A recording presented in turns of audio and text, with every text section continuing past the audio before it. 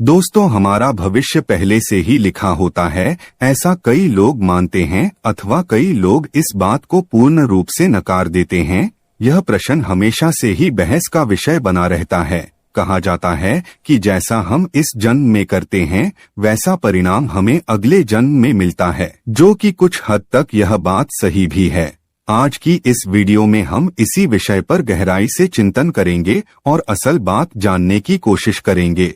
नमस्कार दोस्तों, स्वागत है आप सभी का हमारे इस चैनल गरुड़ धर्मार्थ पर। आज हम कुछ पौराणिक कथाओं और शास्त्रों की सहायता से इस बात को समझने की कोशिश करेंगे कि वाकई भविष्य पहले से ही लिखा होता है या फिर हमारे कर्म हैं जो हमारे भविष्य की धारा को सुनिश्चित करते हैं।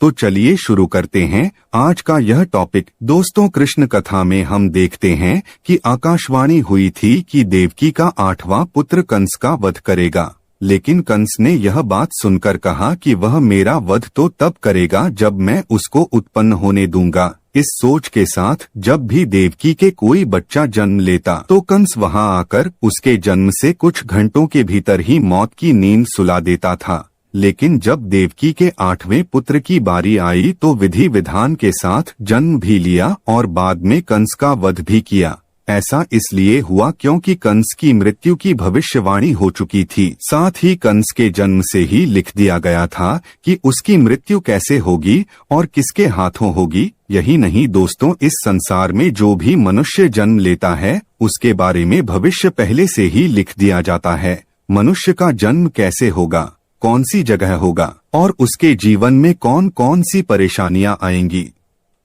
यह सब विधि का विधान है और इसे चाह कर भी नहीं बदला जा सकता। इसके साथ ही आपको यह बता दें कि कई ऐसे पौराणिक शास्त्र एवं ग्रंथ मौजूद हैं जिनमें कई महापुरुषों के भाग्य पहले से ही लिखे होने के प्रमाण मिलते हैं। जैसे हम रामायण में देखते हैं कि यह पहले से ही तय था कि भगवान श्री राम को 14 सालों का वनवास मिलेगा, अर्थात इसके पीछे का कारण भगवान श्री राम के हाथों रावण का वध होना था।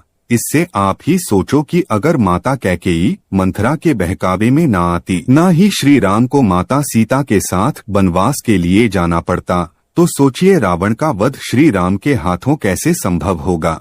यह सब कैसे होना था, यह सब पहले से लिखा जा चुका था, जिससे कि यह सभी के सुमेल से संभव हो पाया। इसी तरह हर एक प्राणी का भाग्य लिखा जा चुका है। हम सब नाटक के छोटे से पात्र हैं जिनका किसी न किसी उद्देश्य के चलते इस संसार में जन्म हुआ है। लेकिन यह बात भी गलत नहीं है कि आपकी किस्मत आपके कर्मों पर आधारित है। वह कहावत तो आपने सुनी ही होगी कि जैसा बोओगे वैसा पाओगे। अगर आप अच्छे और पुण्य के काम करते हैं तो आपके साथ सदैव अच्छा ही होगा, लेकिन अगर आपने जीवन में हमेशा बुरे काम किए हैं तो ज्यादातर संभावना है कि आपको उसका दुष्प्रभाव इसी जन्म में देखने को मिल जाएगा। अर्थात आपने अगर बबूल रूपी बुरे कर्म किए हैं तो आपको आम के फल कैसे मिल जाएंगे।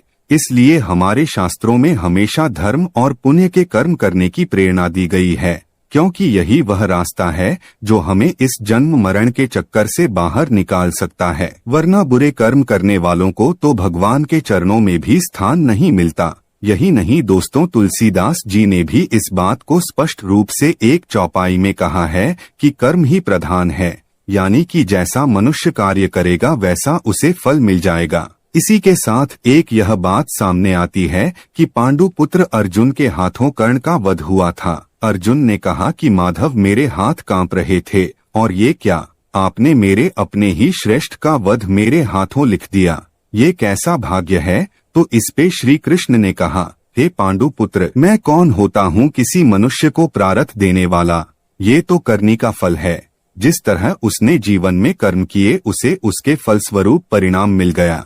और हाँ, जीवन में किस स्तर पर फूल मिलेंगे या कांटे यह मनुष्य खुद कर्मों के द्वारा तय करता है। श्री कृष्ण ने कहा, तुमने अधर्म के विरोध में स्वर उठाया और धर्म का रास्ता चुना, जबकि कर्ण ने अधर्म का रास्ता। तो ऐसे में मैं क्या कर सकता था, लेकिन फिर भी मैंने उन्हें कई विकल्प दिए, परंतु उसने हर बार दुर्योधन और उसकी मित्रता को आवश्यक समझा। भागवत गीता के इस अध्याय में हमें यह सीखने को मिलता है कि भगवान हमें कुछ अवसर जरूर देता है, जिससे कि हम अपने किए गए बुरे कर्मों का पश्चाताप करके सही राह पर आ सकते हैं। अंत में यही कहना चाहूँगा कि अवश्य ही हमारा भविष्य लिखा जा चुका है, लेकिन कर्मों के आधार पर ही हमें फल मिलता है, और हम अगर अच्छे कर्म करेंगे तो जीवन को शांतिपूर्वक सुख समृद्धि प्राप्त करते हुए व्यतीत करेंगे। अन्यथा बुरे कर्म करने पर तो इसी जन्म में ही हमें उसके दुष्प्रभाव देखने को मिल जाएंगे, और उसका प्रभाव निश्चित रूप से अगले जन्म पर भी पड़ेगा।